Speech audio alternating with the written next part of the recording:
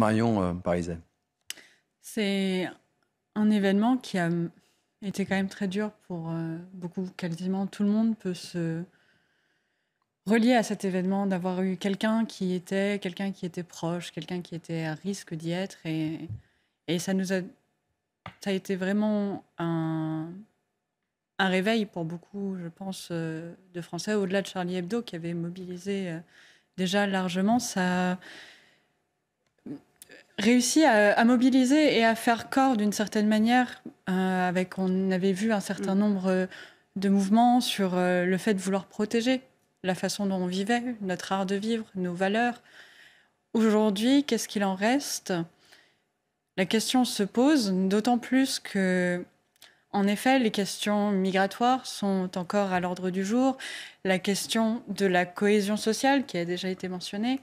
Mais ces questions-là, on a aussi un peu tendance à vouloir les oublier très rapidement. On passe très vite à autre chose maintenant qu'on a réglé un problème qu'on avait conçu comme étant aussi un problème venant de l'extérieur, venant de Daesh, venant de cet Orient qui était quand même relativement lointain. Une fois qu'on a maîtrisé cette menace-là, on a peut-être un peu trop ignoré en quoi cette menace était aussi une menace qui était nourrie par des phénomènes internes. Et c'est là qu'on n'a pas encore réussi à trouver de réponse. On n'a pas encore réussi à retrouver comment on refait société, comment réussir à... Il y a la question migratoire, bien sûr, on pourra en reparler. Mais comment on refait société réellement ? Et en effet, je vous rejoins, là, on aurait eu besoin que ce soit un hommage national. On les a eus pour Samuel Paty. Pourquoi ne pas les avoir pour le Bataclan, alors que c'est un événement qui a touché aussi bien plus largement qu'à Paris ? On le voit, Marion Pariset, en écoutant le témoignage de Sophie Parra, qui est très, très fort. On écoutera un autre témoignage de Sophie Parra dans quelques instants. C'est difficile d'oublier, même si elle a essayé d'oublier à travers cette bande dessinée qu'elle a. Et c'est important, justement, de partager ces témoignages, parce que, justement, nous, qui n'avons pas été nécessairement touchés en premier lieu, nous pouvons difficilement nous rendre compte de l'horreur que c'est. Et il ne faut surtout pas l'oublier, parce que justement, l'oubli, c'est la première marche pour après ne plus prendre d'action pour les maux qui sont plus profonds et qui nous ont amenés à cette situation-là. Et puis, non seulement il ne faut pas oublier, mais il faut aussi accompagner ces personnes-là. Parce que souvent encore, les victimes, malheureusement, des attentats, les victimes d'attaques multiples et variées, ont un sentiment d'être laissées un peu à l'abandon.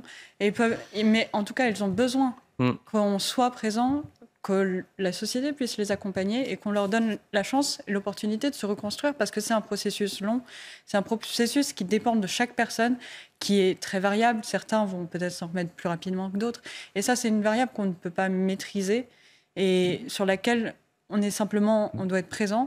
Marion Pariset, comment vous réagissez aux propos de Georges Fenech et sur ce risque qu'il évoque encore et encore, malheureusement ? Ça montre bien qu'on peut réussir à l'extérieur à avoir un certain nombre d'actions. Daesh a été quand même réduit dans son ampleur, mais la lutte contre le terrorisme, déjà, c'est un concept, c'est difficile de faire une guerre contre une idéologie.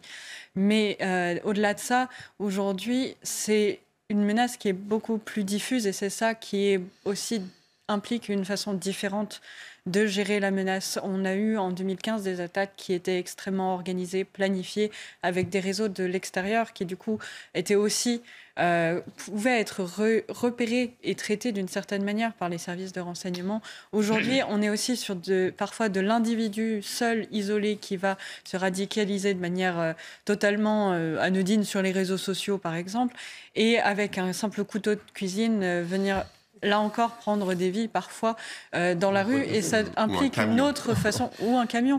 Mais c'est vrai que c'est des méthodes qui ont changé, qui doivent être prises en compte, parce qu'aujourd'hui, en effet, ça n'est plus uniquement de lutter contre les cellules terroristes à l'étranger, mais c'est de lutter contre l'idéologie en France, sur l'islamisme politique qui a cette radicalité propre, qui se veut un combat politique sur le territoire, qui là pose des difficultés.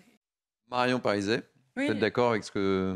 Je trouve qu'il aborde avec assez de justesse un sujet qui est au cœur des préoccupations de l'électorat des Républicains et qui, justement, nécessite aujourd'hui de trouver une incarnation parce que les Républicains sont en mal de trouver leur chef. Donc, pour le coup, c'est une analyse juste et il propose des solutions aussi pour lesquelles moi, je suis plutôt d'accord, notamment la gestion des demandes d'asile à partir de hotspots extra-européens pour justement éviter de nourrir les flux de passeurs et les flux qui arrivent en Méditerranée et qui nous entraînent dans des situations telles que celle de l'Ocean Viking. Deux mots rapides, Marion, Maryse, puisque vous êtes spécialiste des relations internationales. Votre regard très rapide, parce que je vois le temps qui tourne. On parle très souvent sur ces plateaux de la crise et des crises que traverse la France, mais le Royaume-Uni en traverse aussi beaucoup. Et c'était l'un des enjeux pour Charles III, c'est de pouvoir réussir à incarner, à prendre le relais de sa mère et de pouvoir incarner cette unité nationale dont le Royaume-Uni avait tant besoin dans cette période pour justement